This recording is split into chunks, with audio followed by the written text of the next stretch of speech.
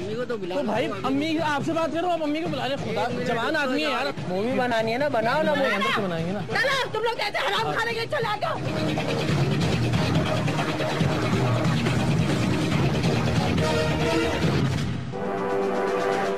ये है जी गुटखा, यहाँ से कलेक्ट करवाएं सैंपल। इसमें भैंस का खून है। ये बैटरी का पानी है, इसको बंद कर लें यार। यहाँ क्या बनता है? गुटखा बनता है।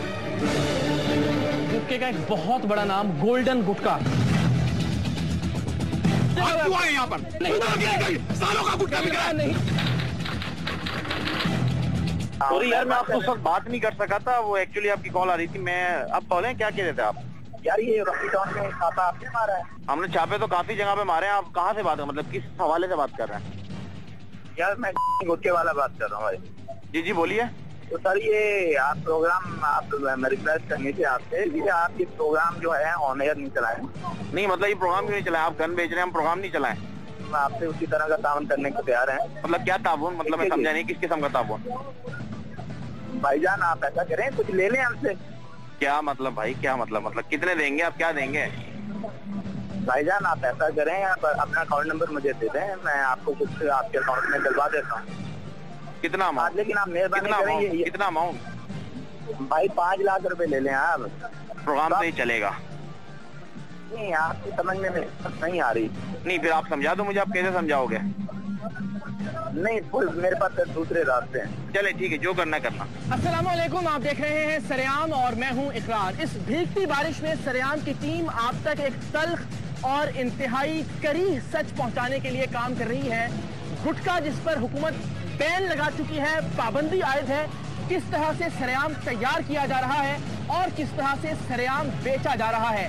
वो जहर आमेज गुटखा जो अब तक सैकड़ों जिंदगियां निकल चुका है।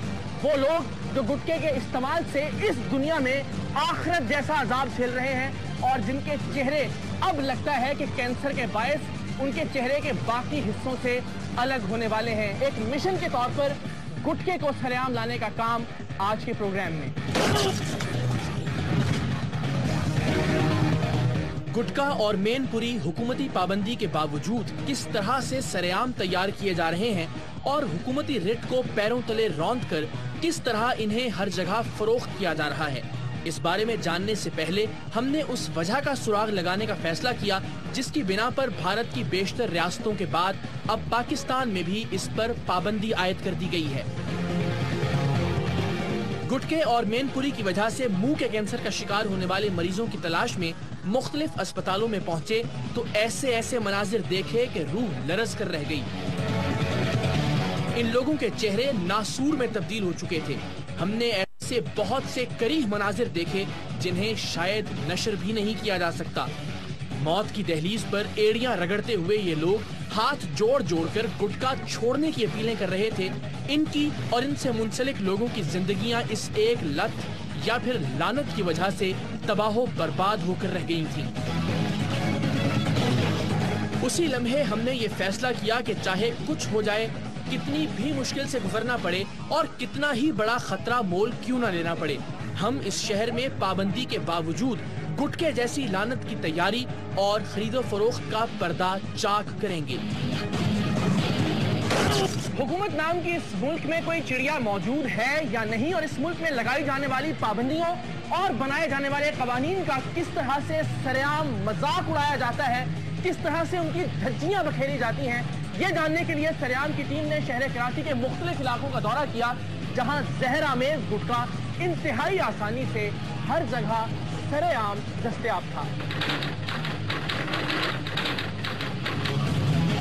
इब्तिदाई तौर पर हमारे पास मालूमात नाकाफी थी, इसीलिए हमने आहिस्ता आहिस्ता गुटखा माफिया के असल अड्डों और ठिकानों तक पहुंचने का फैसला किया। बनारस के इलाके का ये छोटा सा खोखा इस पूरे इलाके में गुटखा सप्लाई करने का बड़ा मरकज माना जाता है, क्योंकि इसके पीछे ही घर में ये गुटखा तैयार भी किया जा रहा है। बड़ी फैक्ट्रियों और कारखानों तक पहुंचने के लिए हमें यहाँ से कोई क्लू मिल सकता था। हमने सबसे पहले अपनी ही टीम के एक रुकन को यहाँ से गुटखा खरीदने के लिए भेजा।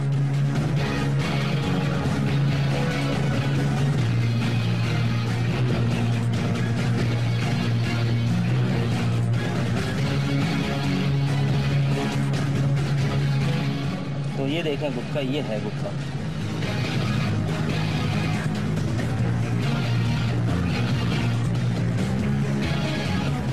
अच्छी तरह से तस्दीक कर लेने के बाद सरेआम की टीम इस खोखे पर पहुंची, मगर वहां अजीब सूरत हाल थी। वहां मौजूद शख्स बार बार अपनी अम्मी को बुला रहा था। आके बताओ कि कहाँ बन रहा है गुटखा, ये बताओ पहले। बना कहाँ रहे हैं इसको, ये बता दें बस।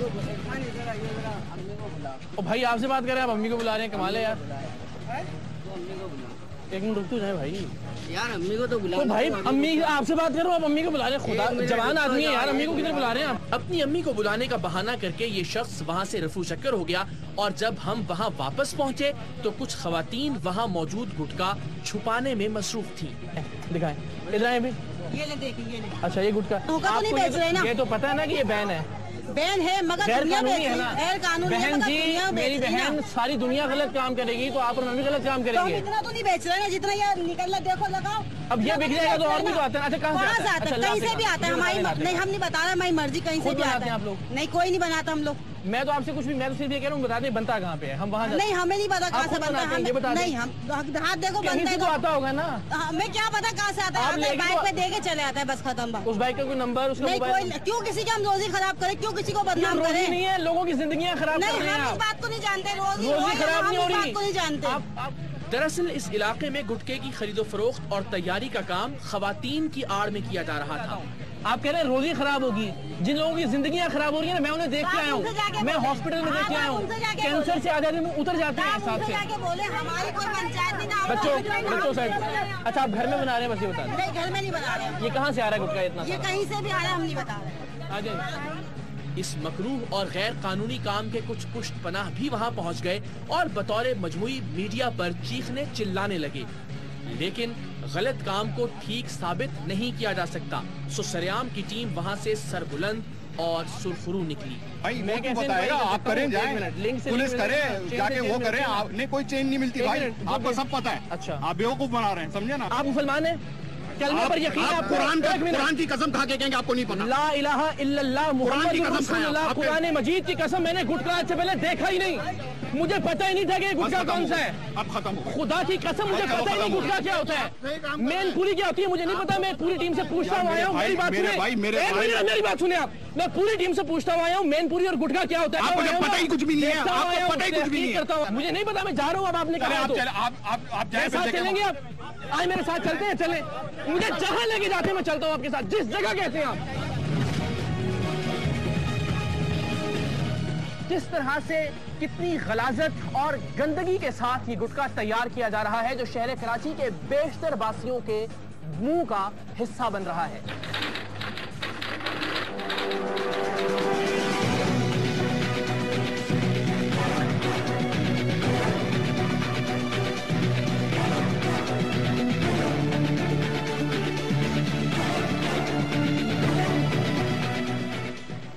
कहानी ये है कि बनते हैं वहाँ पे कारखाने में, जो सप्लाई करते हैं ना वो करता है कोने की दुकान वाला। उससे मैं बात करें, बोला आपको कितने चाहिए तो अपनी दुकान के लिए 250, 300, 500, 250, 300 रुपए की एक थैली है।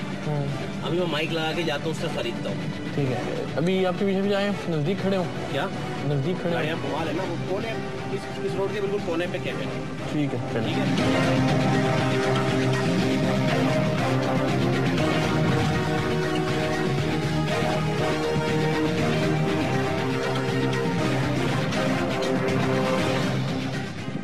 क्या हाल है? गुटखा बेच रहे हैं यार आप सरेआम?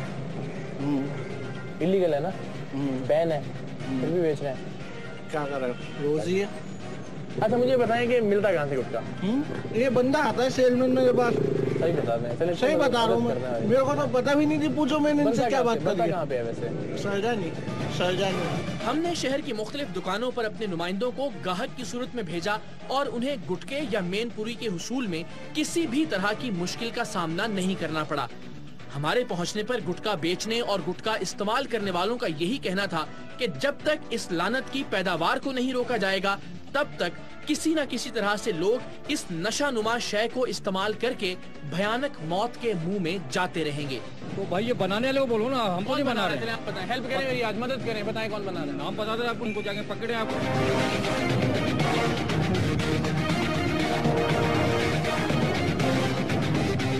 ये बिल्डिंग देख रहे हैं जहाँ पर ये गला बंधा हुआ है, ये कारखाना है।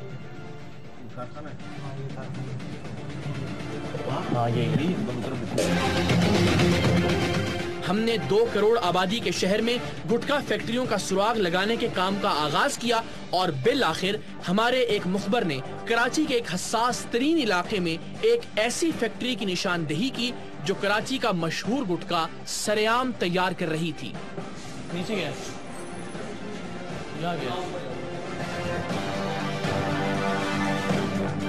3 मंजिला इस गुटखा फैक्ट्री में ये तैयार जहर कई 100 किलो के हिसाब से मौजूद था।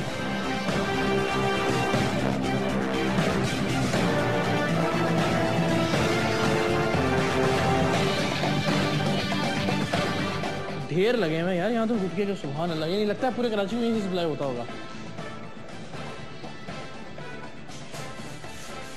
अच्छा ये सारा पैकिंग का, ये वो मशहूर बड़ा कारखाना है कराची का, एक बड़ा कारखाना है जो गुटखा इस्तेमाल करते हैं कराची में। वो ये जानते हैं कि ये कितना बड़ा ब्रांड है यहाँ गुटखा बनाने का। ये बैन क्यों किया हुकूमत ने? समझाएं ना उनको, ये क्यों बैन किया उन्होंने? अब ये उनकी मर्जी है। इससे कैंसर नहीं होता? आपने कैंसर के मरीज नहीं देखे? मैं तो खा रहा हूँ, अल्हम्दुलिल्लाह खाते हैं हम लोग। तो कोई इसमें कैंसर वाली बात होती तो हम नहीं हो जाए बीमार। नहीं, आप तो बड़े मुतमईन आराम से बैठे हुए हैं, लेकिन हम देख के आए हैं कि इसकी वजह से कितनी जिंदगियां तबाह हुई हैं, कितने इंसानी जाने। ऐसा कुछ भी नहीं है, ऐसा कुछ भी नहीं है। सब बेवकूफ हैं, पूरे डॉक्टर्स पागल हैं, गवर्नमेंट पागल है जिसने बैन कर दिया। आप ठीक है, बस बना रहे हैं यहाँ पे। अब ये लेडीज में तो नहीं है, पंजाब में क्यों हो रहा है कैंसर? पंजाब में तो ये गुटखा वगैरह नहीं कैंसर तो नहीं हो रहा ना। लेडीज को क्यों हो जाता है? लेडीज तो नहीं खाती ना गुटखा। मुंह के कैंसर की बात देखें, 100 बातों की एक बात, एक चीज हुकूमत ने बैन की हुई है, आप वो बना रहे हैं बस। सर जब बैन किया था ना हुकूमत ने तो बंद था काम, हमने काम नहीं किया। अभी भी बैन है। मैं तो खुलेआम, मकसद ये कोई तो मसला है कि सरेआम ये काम हो रहा है जो हुकूमत ने बैन किया हुआ है। अगर बैन होता तो हुकूमत आए मुझे बंद कर दे। हुकूमत तो हमें पता ना कि क्या क्या मामला होते हैं। और वहाँ इंतहाई एतमाद और इत्मीनान से बैठे एक साहिब न सिर्फ इसको कानूनी करार दे रहे थे, बल्कि उनके ख्याल में ये मुज़रे सेहत भी नहीं था। उनका कहना था कि अदालत इस पर से पाबंदी उठा चुकी है और अदालती हुक्मनामा उनके घर पर मौजूद है। हमने कहा चलिए हम आपके साथ आपके घर चलते हैं, लेकिन जैसे ही हम नीचे के फ्लोर पर आए जहां ये गुटखा तैयार किया जाता था और इसकी तैयारी का अमल देखना चाहा, तो वो साहिब फौरन से बदतमीजी पर उतर आए और हमें बज़िद देखकर वहां से फौरन गायब हो गए। मैंने आपको सारी चीजें दिखा तो ये भी दिखा देना जब सारा कुछ दिखा दिया। तो क्या इसमें ऐसा क्या है? कुछ भी नहीं है, दिखा देना भाई वहाँ से देखो। तो भाई यहाँ से दिखा देना, बस कुछ भी नहीं, यहाँ से दिखा दीजिए। मैं आपसे क्या दिखा दें, कुछ गलत नहीं है तो दिखा दीजिए। बाकी सब कुछ आपने इत्मीनान से दिखाया, ये भी दिखा दें।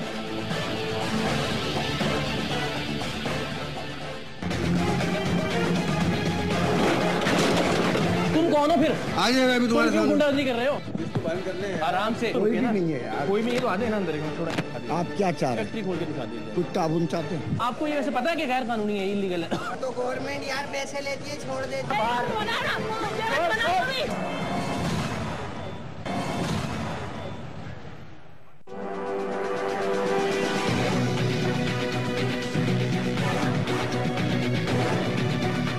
सरेआम की टीम जब फैक्ट्री के उस हिस्से में दाखिल हुई जहां ये गुटखा तैयार किया जा रहा था, तो एक तेज तरीन तेजाबी बू ने सबके फेफड़ों और आंखों पर हमला किया।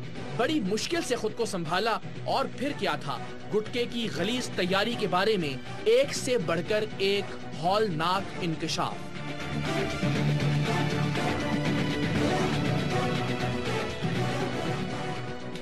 ये है जी गुटखा। गुटखे की तैयारी के लिए कत्थे को लकड़ियों, लिफाफों, गत्तों और दीगर गंदगी समेत उबाला जा रहा था। लकड़ी, पता नहीं क्या क्या गल रहा है इसके अंदर,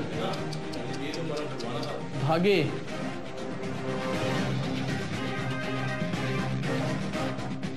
अच्छा, इसके अंदर आ गया वो पिघल के, और ये गर्म है, फुल खौल रहा है।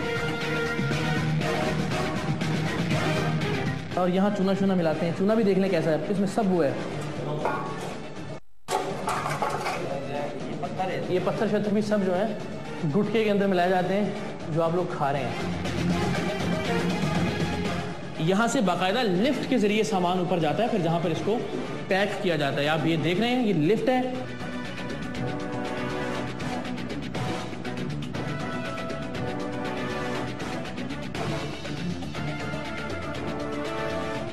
ये तो ईथर टाइप कुछ है, कोई तेजाब की कोई शक्ल है। हाँ, इसको टेस्ट करवाएं। अगर इसमें अल्कोहल है तो इसका मतलब है कि सब लोग माशाल्लाह से नमाजें, रोज़े, हज, ज़कात सब ज़ाया हो रही है। इसको भी टेस्ट करवाएंगे। उमैर, इसका ना यहाँ ये जो एरिया ना, यहाँ से कलेक्ट करवाएं सैंपल। इसमें भैंस का खून है।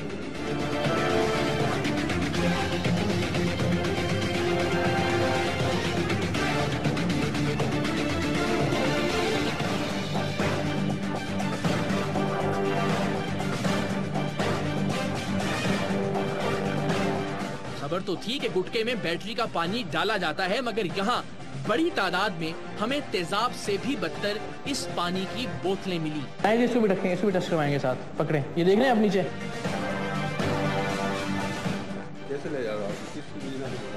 पुलिस आ रही है, हम नहीं जा रहे तब तक जब तक जब तक पुलिस नहीं आएगी तब तक नहीं जा रहे। अच्छा, कोर्ट में बात कीजिए। ठीक है, मैंने तुमसे कहा कोर्ट के पेपर दिखाएं, वो तो चले गए। अभी आ जाएंगे कोर्ट के पेपर। मैं वेट कर रहा हूँ। मैं तो यही चीजों को हाथ नहीं लगाए। नहीं कर, नहीं क्यों नहीं लगाए भाई? पुलिस आएगी तो जाएंगे, यहाँ से नहीं जा रहे वैसे हम। यही चीज को किसी को पुलिस की मौजूदगी में लेके जाएंगे, वैसे नहीं। इसी असना में वहाँ एक गुंडा नुमा शख्स कुछ दीगर लोगों के साथ दाखिल हुआ और लगा सरेआम की टीम को डराने धमकाने, मगर हम भी वहाँ से हिलने वाले नहीं थे।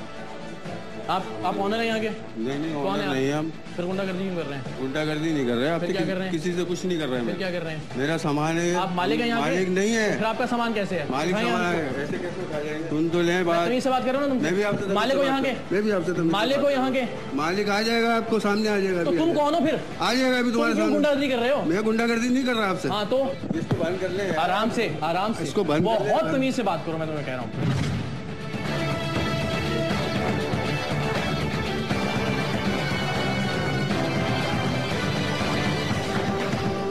पुलिस को कॉल की जा चुकी थी और वो भी हस्बे रिवायत खासी ताखीर से वहां पहुंची।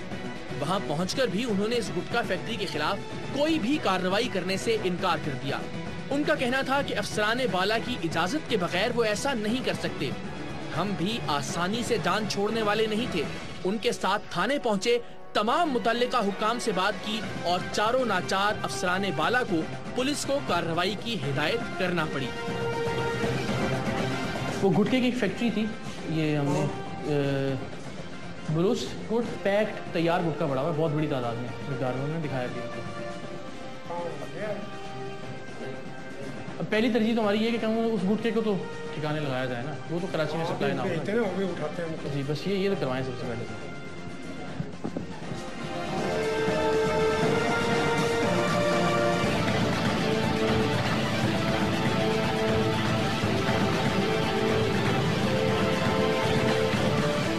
बड़ी बेदिली के साथ आराम से जब पुलिस वापस गुटखा फैक्ट्री पर पहुंची तो मुल्जिमान फैक्ट्री को ताला लगाकर भाग चुके थे। तो अभी उन्हीं ताला लगा के गया हमारे सामने।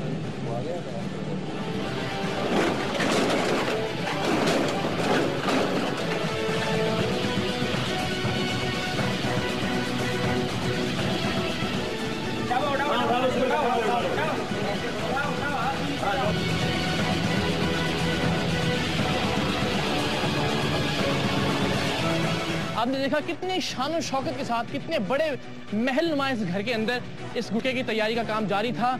मुल्क में बिजली है नहीं है, लोड शेडिंग है, इससे इन लोगों को कोई फर्क नहीं पड़ता। 2 नंबर की कमाई है, बहुत पैसे हैं। जनरेटर के साथ बाकायदा अपना ये 2 नंबर का धंधा ये लोग जारी रखे हुए थे। इस वक्त जिस वक्त आपसे हम बात कर रहे हैं, इस गुटखा बनाने वाली फैक्ट्री की छत से नीचे जितना तैयार गुटखा है उसे मुंतकिल किया जा रहा है पुलिस मोबाइल में, ताकि उसको सील किया जाए। उसके बाद फिर इस फैक्ट्री को सील करने की कार्रवाई का आगाज किया जाए। हमने वादा किया था तमाम छोटे गुटखा बेचने वालों से कि हम इंशाल्लाह बुराई की जड़ तक पहुंचेंगे। हमने अपने ज़राए के जरिए, हमने मुख्तलिफ रिसोर्सेज के साथ इस फैक्ट्री का पता लगाया और अल्हम्दुलिल्लाह इस फैक्ट्री तक पहुंचने, इसमें मौजूद गुटके को ज़ाया करवाने और इसे सील करने की जानिब इक़दामात के आगाज में हम कामयाब हो गए हैं। पुलिस वालों ने खानापुरी के लिए वहां से कुछ माल कब्जे में लिया और बज़ाहिर इस फैक्ट्री को सील कर दिया गया। लेकिन देखना यह है कि ये फैक्ट्री अब कब तक सील रहती है।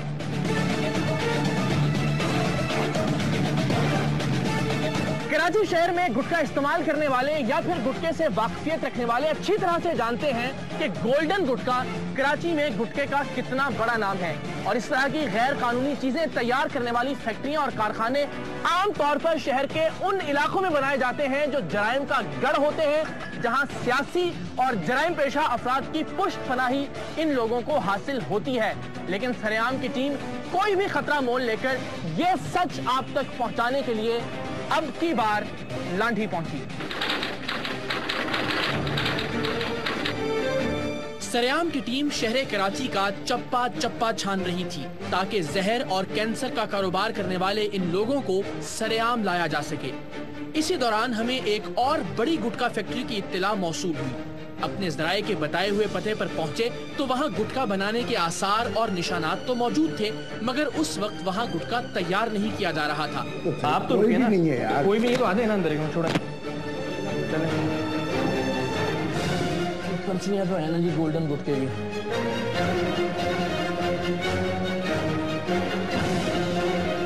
सरेआम की टीम को देखकर अहले मोहल्ला ने भी कुछ हिम्मत पकड़ी और हमें बताया कि गुटखे पर पाबंदी आयद होने के बाद इन लोगों ने गुटखा बनाने का काम सामने की इमारत में मुंतकिल कर दिया है।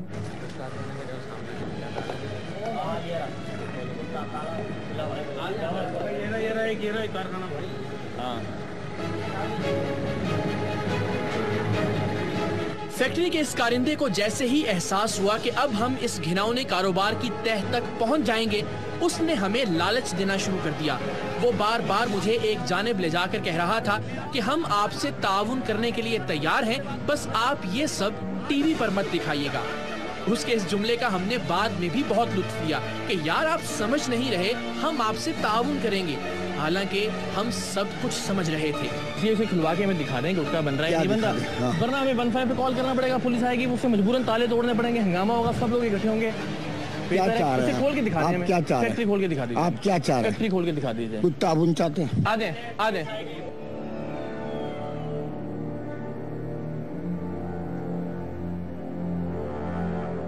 इसी दौरान गुटखे के नाम पर जहर तैयार करने वाली इस फैक्ट्री को लॉक किया जा चुका था, सो हमें मजबूरन पुलिस को बुलाना पड़ा।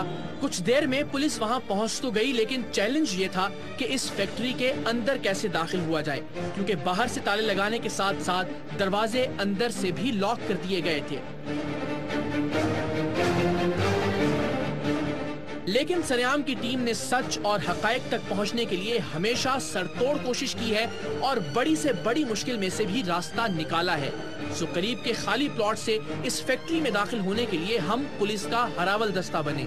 हम जैसे ही दीवार के साथ मुंसलिक ड्रिल तक पहुंचे, अंदर से शदीद गर्मी और अजीब बदबू की लहर ने हम सबको चकरा दिया। यहाँ से जो मनाजिर हमने देखे उन्हें गलीज कहना नाकाफी होगा। ग्रिल को उखाड़ने समेत फैक्ट्री के अंदर दाखिल होने की हर कोशिश नाकाम साबित हो रही थी। इसी दौरान मोहल्ले के एक शख्स ने इस नासूर और बुराई के खात्मे के लिए अपना कांधा पेश किया। ये सब खासी बुलंदी पर हो रहा था और जरा सी गलती से कोई भी नीचे मौजूद पत्थरों पर गिरता और खुदा न खास्ता ये गलती जानलेवा भी साबित हो सकती थी। लेकिन इस फैक्ट्री में तैयार होने वाला गुटखा हजारों जाने ले चुका था। यही सोचकर हम आगे बढ़े।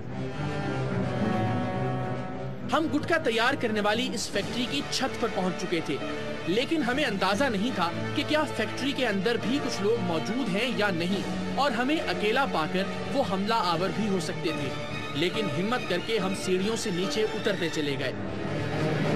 ये जनाब एक बड़ी मशीन है कराची में। एक बार फिर आपको बताते चलें, गुटखे का एक बहुत बड़ा नाम गोल्डन गुटखा। फिर मैं यही कहूँगा कि जो लोग गुटखा इस्तेमाल करते हैं वो ये जानते हैं कि कराची में कितना बड़ा माफिया है। और आप देखेंगे बाकायदा मशीनें मौजूद है जिसके जरिए गुटखे को मिलाया जाता है, फिर इस बेलचे के जरिए इस गुटखे को मुंतकिल किया जाता है। ये चूना जो गुटखे के अंदर मिलाया जा रहा है, आप देख ही रहे होंगे कितनी सफाई से या किस तरह से इसको उस गुटखे के अंदर मिलाया जाता है। और सबसे ज्यादा करी मनाजिर हैं इंतहाई गंदगी से, यानी तस्वुर की जैसे खाने की चीज है, ये मुंह के अंदर जाती है, यानी लोग खाते हैं बाकायदा इसको। ये एक कमाल है, शायद जिस्म पर लगाने की भी कोई चीज जो है वो लोग इतनी गंदगी से तैयार ना करते हो। ये खासा गर्म हो रहा है, ये देखें सेम वही मनाजिर। एक के बाद एक हैरत अंगेज इंकशाफ हो रहा था कि इसी दौरान अचानक एक साहिब वहां वारिद हुए। उनका ये कहना था कि वो सिंध गुटखा एसोसिएशन के जनरल सेक्रेटरी हैं, हालांकि उनके विजिटिंग कार्ड पर पान मसाला एसोसिएशन दर्ज था।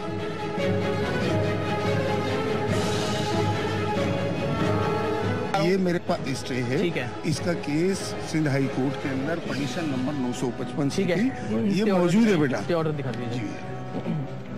देखिए 3 आदमियों को मेरे ऐसे होम डिपार्टमेंट पे, पहला फरीक, सेकंड फरीक चीफ सेक्रेटरी सिंध पर, ठीक है, तीसरा इंस्पेक्टर जनरल ऑफ पुलिस। अब ये जो हाथ से लिखा हुआ फैसला है, इसकी आखिरी लाइनें जरा मुलाहिजा कीजिए। मैंने नहीं देखा ना, बताइए। इसमें सिर्फ ये है कि गैर कानूनी तौर पर, वक्ती तौर पर सिर्फ मुत्तला किया गया तमाम इदारों को कि वो हरास नहीं करेंगे।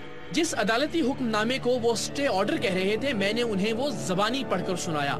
सो मजबूरन उन्हें तस्लीम करना पड़ा कि गुटखे की तैयारी के मराहिल कबीह और गलीज हैं और अगर जरूरत पड़ी तो वो भी हमारे साथ इसके खिलाफ काम करेंगे।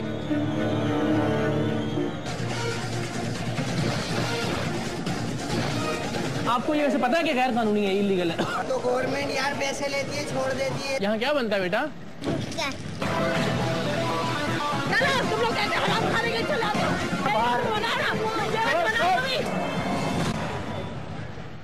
कराची शहर में गुटखा माफिया कितना खतरनाक, बाअसर और पैसे वाला है, ये मैं जानता हूँ, मेरा खुदा या फिर ARY न्यूज की इंतजामिया। अल्लाह को हाजिर नाजिर जानकर मैं आपको बताता हूँ कि इस प्रोग्राम की रिकॉर्डिंग के दौरान जितनी धमकियां और पैसों की जितनी ऑफर सरेआम की टीम को हुई, इससे पहले कभी नहीं हुई। लेकिन ये सच हर हाल में हमने आप तक पहुंचाना है और इसीलिए सरेआम की टीम कुरंगी पहुंची, जहां गुटखे का एक और बड़ा नाम वाक़े है और यहां पर सैकड़ों लोग धड़ाधड़ गुटखे की पैकिंग में मसरूफ थे।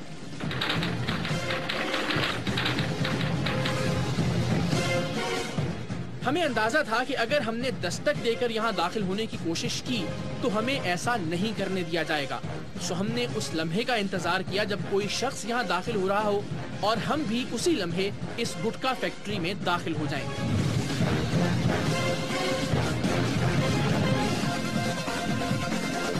आपको ये वैसे पता है कि गैर कानूनी है, इलीगल है? ये तो हमें से पता है, ये तो काम धंधा है हमारा। आपका तो काम धंधा है लेकिन बैन किया हुआ गवर्नमेंट ने, पता है? वो तो गवर्नमेंट यार पैसे लेती है, छोड़ देती है, तो मामूली बात है।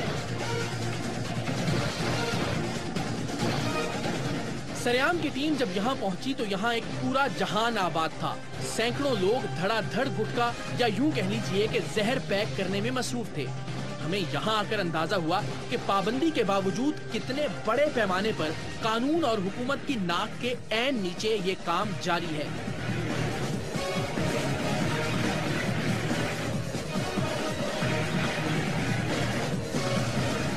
हमें ये ख्याल भी आ रहा था कि अगर ये सैकड़ों मजदूर मुजाहमत पर उतर आए तो क्या होगा, लेकिन यहाँ के मैनेजर्स ने एक बिल्कुल मुख्तलिफ तरीका इस्तेमाल किया।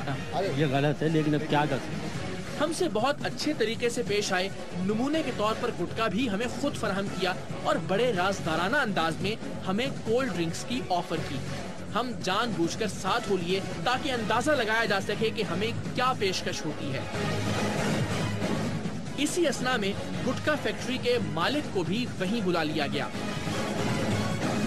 एक तरफ ले जाकर उन्होंने भी सरेआम की टीम को प्रोग्राम ऑन एयर न करने की सूरत में रिश्वत की पेशकश की। लेकिन जनाब, इस मुल्क में हर शय बिकाऊ माल नहीं है। आप तक सच पहुंचाने से रोकने के लिए हमें कोई भी कीमत काबिल कबूल नहीं। हाँ, हमें अगर कोई भी कीमत चुकानी पड़े तो हम उसके लिए तैयार हैं।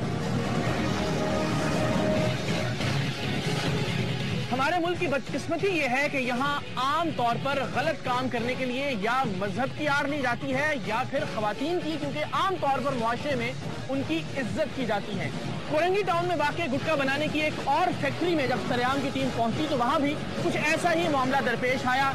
हमें धक्के भी दिए गए, गालियाँ भी और धमकियां भी, लेकिन वक्त ने एक बार फिर साबित किया कि हम मुकम्मल तहकीक और पूरी इत्तलात के साथ किसी जगह पर रेड करते हैं और यहाँ भी गुटखा बनाने की फैक्ट्री मौजूद थी।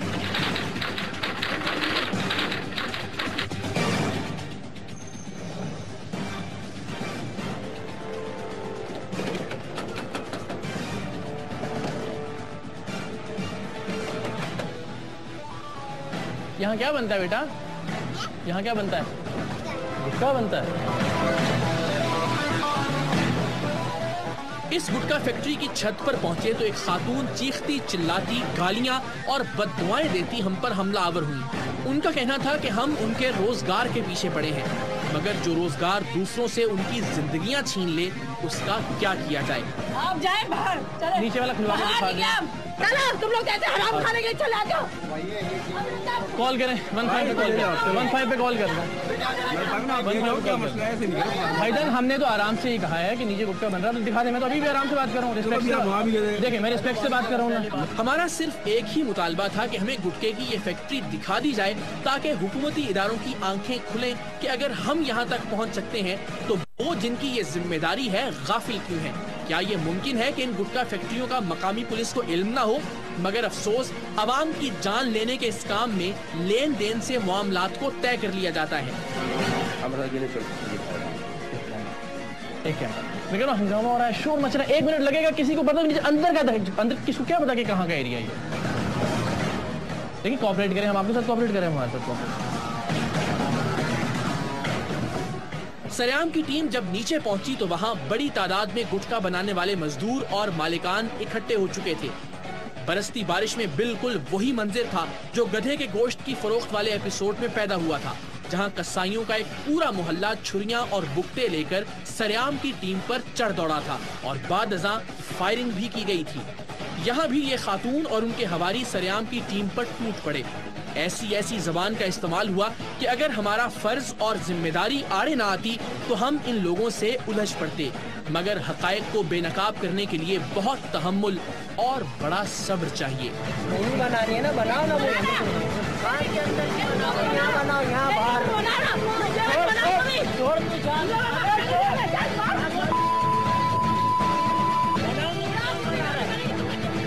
सब धमकियों और धक्कों के बावजूद जब हम डटे रहे तो मजबूरन इस माफिया को फैक्ट्री के दरवाजे खोलने पड़े।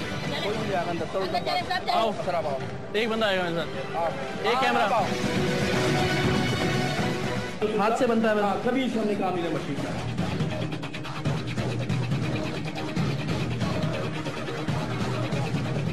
और अब जरा दिल थाम लीजिए। मुख्तलिफ दुकानों और फैक्ट्रियों से सरेआम की टीम ने गुटखे के जो नमूने हासिल किए थे, लेबोरेटरी रिपोर्ट के मुताबिक इनमें से बेशतर में बैटरी का पानी, मुमकिना तौर पर भैंस के खून के जर्रात और हल्की मिकदार में नशा भी मौजूद पाया गया। मगर इस सब के बावजूद गुटखा तैयार भी हो रहा है और हर दुकान पर बाआसानी दस्तयाब। गंदगी और नशावर अद्वियात से गुटखा तैयार करने वाले और इसे बेचने वाले यकीनन गलत हैं, लेकिन हुकूमत इस पर पाबंदी लगाकर और इसके खिलाफ कानून बनाकर सबसे ज्यादा गलत कर रही है, क्योंकि जिस कानून पर, जिस पाबंदी पर अमल दरामद ना हो सके उसे छोड़ देना चाहिए। हुक्मरानों से सिर्फ इतनी सी इल्तिजा है कि खुदा के लिए कानून को एक गाली बनने से और इदारों को इस माफिया की रखेल बनने से किसी भी तरह से बचा लें।